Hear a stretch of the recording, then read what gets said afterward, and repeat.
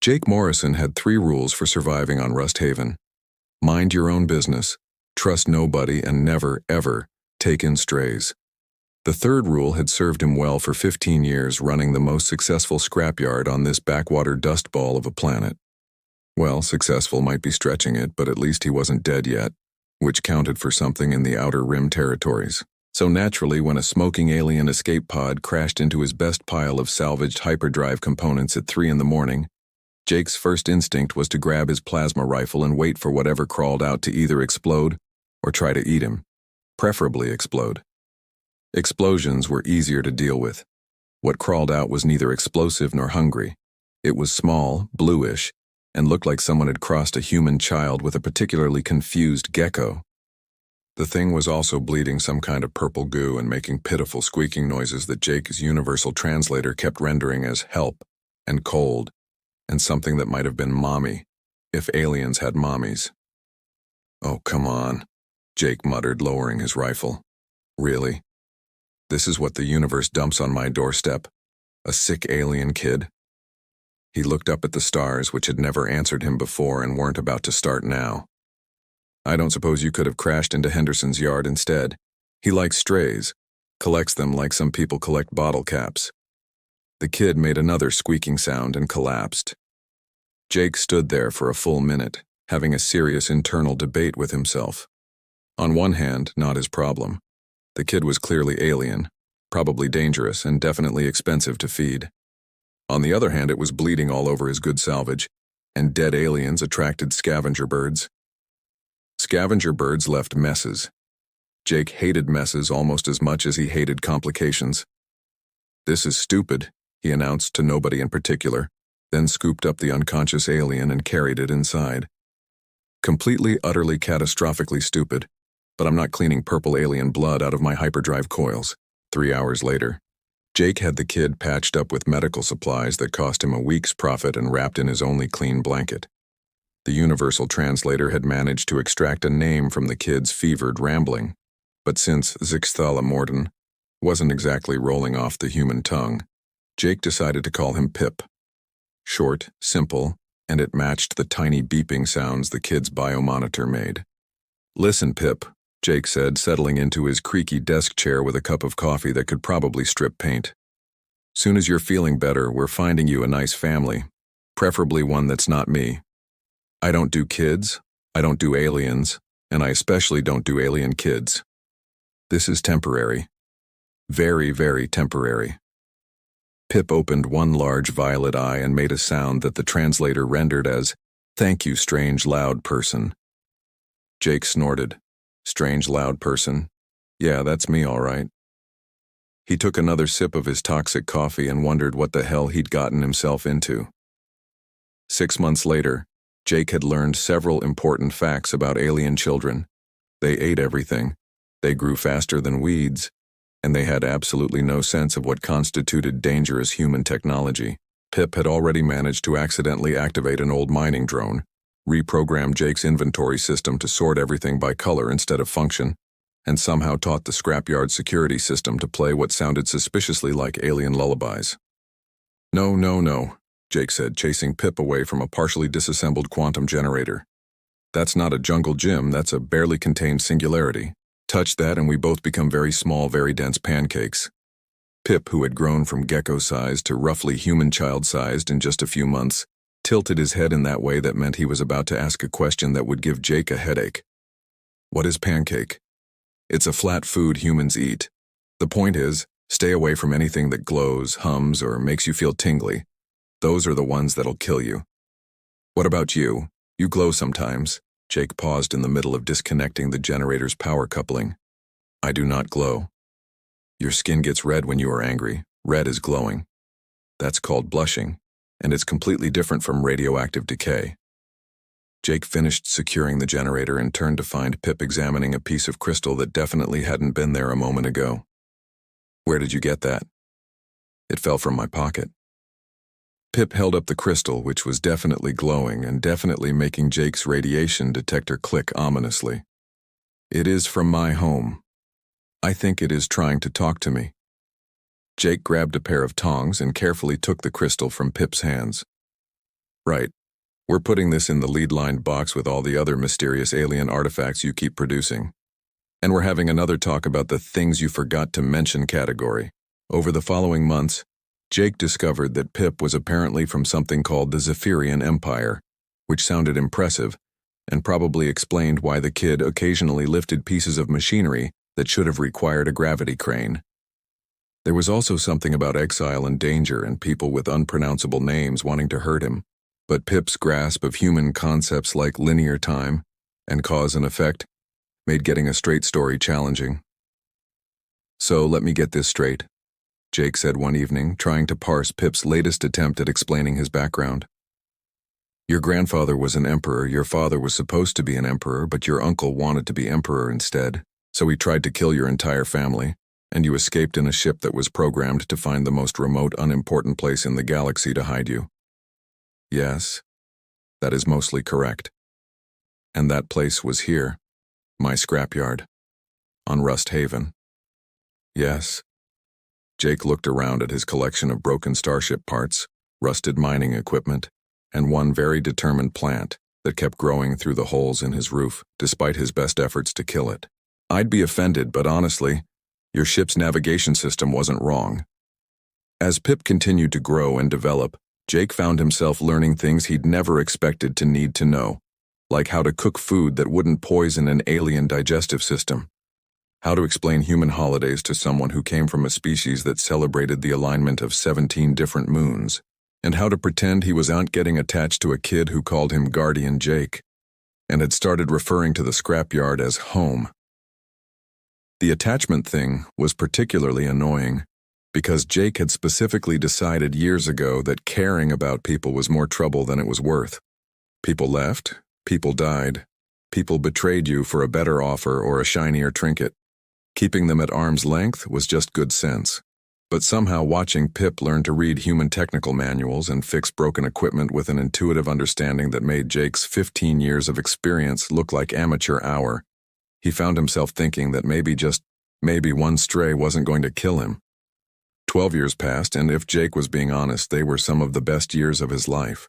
Not that he'd ever admit that out loud. Because Pip had developed an annoying teenage habit of remembering everything Jake said and using it against him later. Pip had grown into what Jake could only describe as a young adult, though alien development didn't follow human patterns any more than alien logic followed human sense. He was tall now, nearly Jake's height, with the lean build of someone who spent their days hauling scrap metal and their evenings reading technical manuals for fun. The blue tinge to his skin had deepened to something that looked almost human in the right light, and the glowing markings that appeared when he was concentrating had become less mysterious alien magic and more useful work lights. Jake, the Hendersons are here about their atmospheric processor again, Pip called from the front office, his voice carrying that particular tone that meant he was trying not to laugh. Tell them if they keep trying to run agricultural equipment on Starship-grade coolant, they're going to keep having problems, Jake shouted back, not looking up from the hyperspace communicator he was rebuilding. Some people wouldn't recognize proper maintenance if it bit them on the exhaust manifold. I told them that last week. Mrs. Henderson said you were being deliberately unhelpful and that she might take her business elsewhere. Good. Let her explain to someone else why her processor keeps growing crops that glow in the dark. The Hendersons were part of Rust Haven's small but stubborn population of humans and near-humans who'd ended up on the planet for various reasons and decided staying was easier than leaving. They'd gradually accepted Pip as just another local oddity, like the gravity fluctuations near the old mining site or the way the weather station insisted every day was Tuesday. Jake had worried at first about how the community would react to Pip, but it turned out that on a planet where the nearest civilization was 6 months away by standard transport, people were generally more concerned with practical things like, can you fix my equipment and do you have spare parts than are you technically an alien? Pip had become something of a local celebrity, actually. His intuitive understanding of technology made him the unofficial tech support for half the planet, and his habit of trading repairs for interesting stories or unusual meals had made him more popular than Jake had ever been. Jake, Pip said, appearing in the workshop doorway with that expression that meant he had something on his mind. I received another message today. Jake's hand stilled on the communicator. Over the years, Pip had occasionally gotten what he called messages. Not actual communications, but something more like psychic impressions from space. They were usually vague and infrequent, but they'd been coming more often lately. What kind of message? The kind that suggests we might want to consider taking a vacation somewhere very far away. Jake set down his tools and looked at Pip seriously. In 12 years, Pip had never suggested running from anything. He'd faced down malfunctioning mining equipment, territorial wildlife, and Jake's cooking with equal calm. How far away are we talking? Like, next planet over far away, or different galaxy entirely far away? The second one might not be far enough. Right? Jake stood up and started mentally cataloging which of his tools were worth packing and which could be replaced. How much time do we have? I am not sure. Time is difficult to measure in these kinds of messages. But Jake? Pip's voice carried a note Jake had never heard before. Something like fear, but deeper. I think they have found me. Jake looked at the workshop he'd built with his own hands at the scrapyard, that had been his life for 15 years at the home he'd accidentally created with an alien kid. He'd accidentally grown to love like family. Then he looked at Pip, who was watching him with those violet eyes that had seen too much for someone so young. Well, Jake said finally, they're welcome to try taking you. But they'd better bring a very large fleet and a very good lawyer, because I've got 15 years of salvaged weapon systems and absolutely no patience for uninvited guests. Pip smiled, the kind of smile that made his facial markings glow brighter. That is exactly what I hoped you would say. Jake grinned back. Kid, if there's one thing I've learned in all my years out here, it's that the universe has a really bad sense of timing. But I'll be damned if I'm going to let it take away the best thing that ever happened to me without a fight. The fleet appeared on a Tuesday morning because of course it did. Jake was having his first cup of coffee and contemplating the eternal mystery of why his weather station thought every day was Tuesday, when Pip came running into the kitchen with his eyes wide and his skin markings flickering like a broken light fixture. Jake, we need to get to the communications array now. Jake looked out the window and immediately understood why Pip was in a panic. The sky, which was usually a nice boring beige color, was now filled with what appeared to be several hundred alien warships, arranged in a formation that somehow managed to look both impressive and deeply threatening. Huh, Jake said, taking another sip of coffee.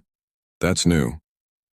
The communications array, which Jake had cobbled together from various pieces of salvaged equipment over the years, was crackling with incoming messages in at least 6 different languages. The universal translator was having some kind of electronic seizure trying to process them all, producing a stream of text that read like someone had fed a diplomatic manual through a blender. Greetings. We seek the royal heir. Surrender the exile. By order of the Provisional Council. Immediate compliance required. Ancient bloodline. Rightful throne. Prepared to negotiate. Jake turned to Pip, who was staring at the screen with an expression that was equal parts resignation and terror. Okay, kid. Time for the full story. And I mean the full story. Not your usual version where you leave out all the important parts because you think they'll give me a headache. Pip took a deep breath, and when he spoke, his voice had a formality to it that Jake had never heard before. My full name is Zixthala Morden Havex, first prince of the Zephyrian Empire, last son of the Azure dynasty, heir to the 17 throne worlds, and apparently the only person standing between the galaxy and a succession war that could last for centuries. Jake blinked. Then he took another sip of coffee. And you've been helping me fix broken atmospheric processors for 12 years because... Why exactly? Because I like fixing things. And because you never once asked me to be anything other than Pip. The communications array chose that moment to emit a sound like an angry space whale, and a new voice came through. This one speaking accented but clear human standard. Attention, surface dwellers. This is Admiral Korvax of the combined Zephyrian fleet. We are here to retrieve His Royal Highness Prince Zixthala Morden Havix and return him to his rightful place as Emperor. Surrender him peacefully and your planet will be spared. Jake looked at Pip. Did he just threaten to blow up my planet if I don't hand you over? I believe so, yes. My planet. Where I keep all my stuff. Yes, Jake. Jake walked over to the communications array and pressed the transmit button. Admiral Korvax, this is Jake Morrison, owner and operator of Morrison Salvage and Scrap. I've got a message for you and your fleet. Speak, human. The kid stays with me. If you've got a problem with that, you can file a complaint with the Galactic Commerce Commission. I hear they're very responsive to customer concerns. There was a long pause. Then, human, you do not understand the situation. Prince Zix Thalamor Din Havex is the rightful heir to an empire spanning 17 star systems. He cannot remain on your insignificant world playing with scrap metal. First of all, it's not scrap metal. It's pre-owned spaceship components. Second of all, the kid's been here for 12 years and hasn't shown any interest in running an empire. Maybe there's a reason for that. Jake, Pip said quietly, they are not going to simply leave because you ask them to. Jake looked at the massive fleet filling his sky, then at Pip, who had spent 12 years becoming the closest thing to family he'd ever had. Then he grinned, the kind of grin that usually meant he was about to do something spectacularly stupid. Kid, in 12 years, have I ever backed down from a fight? No, but you have never fought an entire space fleet. True, but I've never had a good reason to before. The alien delegation that landed an hour later was impressive in the way that expensive things usually are. Lots of gleaming metal flowing robes and an attitude that suggested they were used to getting their way through a combination of authority and implied threats. Jake met them at the landing pad wearing his best work clothes, which is to say, the coveralls with the fewest grease stains. Admiral Korvax was a tall, imposing figure with silver skin and enough decorations on his uniform to stock a jewelry store. Behind him came a procession of officials, advisors, and guards who looked like they could bench press a small starship.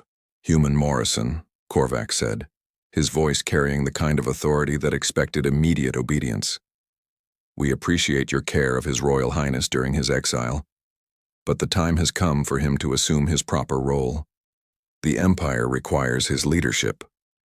Jake looked at the delegation, then at Pip, who was standing slightly behind him with an expression that was hard to read. Let me ask you something, Admiral.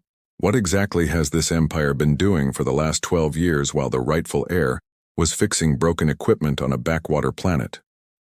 The Provisional Council has maintained order and stability. The Provisional Council, Pip interrupted, his voice carrying an edge Jake had never heard before, has been fighting a three-way civil war that has devastated entire systems and killed millions of civilians. One of the advisors stepped forward. Your Highness, the situation is complex. Without clear leadership, you decided that tearing apart the Empire was preferable to actually governing it.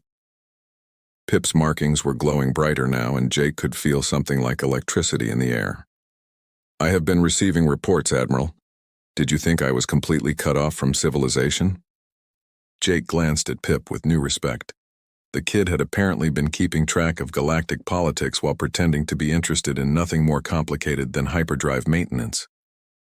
Your Highness, Korvax said, his tone becoming more respectful, which is precisely why we need you to return. Your presence will legitimize the new government and end the civil war. And if I refuse? You cannot refuse. You are the heir. It is your duty. Jake had been listening to this exchange with growing irritation. Finally, he'd heard enough. Hold on just a minute there, Admiral Shiny Pants. Let me tell you something about duty. Jake stepped forward, and despite being significantly shorter than the alien admiral, somehow managed to make Korvax take a step back. For 12 years, Pip has had exactly one duty: being a good kid who helps his neighbors and fixes things that are broken. He's been doing that job better than anyone I've ever met. So before you start talking about what he owes an empire that exiled him as a child and forgot about him for over a decade, maybe you should ask what that empire has done to deserve him. The human speaks wisdom, said one of the other advisors, an elderly Zephyrian with markings that seemed to shift color as he spoke. Tell us, Your Highness, what have you learned during your time in exile? Pip was quiet for a long moment. When he spoke, his voice was thoughtful. I learned that power means nothing if you use it only for yourself. I learned that the most important problems are usually the small ones that affect real people. I learned that respect is earned, not inherited. And I learned that family is not about blood or titles, but about choosing to care for someone even when it is difficult or inconvenient. He looked at Jake with something that might have been pride. I learned all of this from a human who took in a sick alien child because it was the right thing to do, and who taught me that being responsible for someone means protecting them, not using them. The delegation exchanged glances, and Jake caught something like surprise in their expressions. "Your Highness," Korvac said slowly, "these are valuable lessons. But surely you understand that your people need you." Pip nodded. "They do. But not as a figurehead for someone else's government. If I am going to be emperor, I will be an emperor who serves his people, not one who serves the ambitions of others." Jake felt a sinking sensation in his stomach. He'd known this moment would come eventually, but that didn't make it any easier. "So you're going with them?" Pip turned to him with that violet-eyed gaze that had become so familiar over the years. "Jake, you spent 12 years teaching me how to be responsible for the people I care about. How can I ignore that responsibility just because the scope has gotten larger?" Jake sighed. The kid had a point, damn him. "Yeah, okay, I get it. But I've got one condition for your fancy fleet there."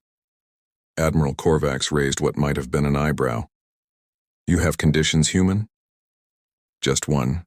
The kid doesn't go anywhere without proper representation.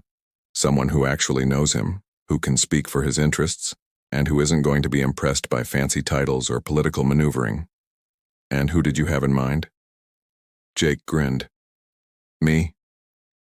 6 months later, Jake was sitting in what was apparently called the diplomatic reception chamber of the Imperial Palace on Zephyr Prime, wearing formal robes that cost more than his entire scrapyard, and trying to figure out how his life had gotten so completely out of hand. The ceremony they'd just finished was supposed to be Pip's official coronation as Emperor Zixthalamorden Havex, the first uniter of the 17 worlds, bringer of peace, and a bunch of other titles that Jake had stopped paying attention to after the first dozen. What it actually looked like was a very expensive and very boring way to tell everyone something they already knew. That Pip was now officially in charge and intended to actually do the job instead of just sitting on a fancy chair looking important. "So," Jake said, adjusting the uncomfortable collar of his ridiculous outfit, "ambassador to the Zephyrian Empire. That's actually a real job, right? With a salary and everything?" Pip, who was somehow managing to look both regal and amused, despite wearing a crown that appeared to be made of crystallized starlight, nodded. "A very real job. You will be representing human interests in all matters concerning the Empire, which, given our new trade agreements, is likely to keep you quite busy." "And I still get to keep the scrapyard?" The scrapyard is now officially designated as the Human Cultural Embassy to the Zephyrian Empire, protected by treaty and funded by the Imperial Treasury. Jake looked at the formal document spread across the table between them. "So you're telling me that my junkyard is now a diplomatic installation?" "The most important diplomatic installation in the Empire, actually. It represents the principles upon which the new government is founded." "Those being?" Pip's expression grew serious, though Jake could see the hint of a smile around his eyes. "That power exists to serve people, not the other way around. That leadership means taking responsibility for others, especially when it is difficult, and that sometimes the most important lessons come from the most unexpected teachers." Jake picked up his cup of coffee, actual Earth coffee apparently imported at considerable expense, and took a sip. After 6 months of alien cuisine, it tasted like home. "You know, kid, when I took you in all those years ago, I thought I was just helping out a stray until you could find your own way. I never imagined I'd end up as a galactic diplomat. And when you took me in, I thought I was just hiding from people who wanted to use me. I never imagined I would find someone who would teach me how to use power responsibly." Jake looked out the window of the palace at the view of Zephyr Prime's capital city. It was beautiful, in an alien sort of way, all crystalline spires and floating platforms connected by bridges of light. But it wasn't home. "So what happens now? You run your empire, I shuffle diplomatic papers and try not to start any interstellar incidents?" Pip leaned back in his chair, and for a moment he looked less like an emperor and more like the kid who used to help Jake sort scrap metal on quiet afternoons. Now we do what we have always done. We fix things that are broken and take care of the people who depend on us. The scale is larger, but the principles are the same. Jake raised his coffee cup in a mock toast to fixing things that are broken. Pip raised his own cup, filled with something that looked like liquid silver and probably cost more than a small starship. And to the family we choose regardless of species or circumstance. Outside the palace windows, the first ships of the newly reorganized Imperial fleet were beginning their patrol routes, carrying supplies to war-torn worlds and messages of peace to former enemies. In the distance, Jake could see the communications array that connected Zephyr Prime to every world in the Empire, including a small, dusty planet called Rust Haven, where a weather station still insisted every day was Tuesday. It was, Jake reflected, probably going to be an interesting job. Hey, Pip. Yes, Jake? Next time you get cryptic warnings from space, maybe we should listen to them a little sooner. Pip laughed, the sound echoing through the diplomatic chamber and somehow making the vast formal space feel more like home. I will keep that in mind, Ambassador Morrison. Jake grinned and settled back in his ridiculously comfortable chair. Ambassador Morrison. He could get used to that. After all, somebody had to keep an eye on the kid.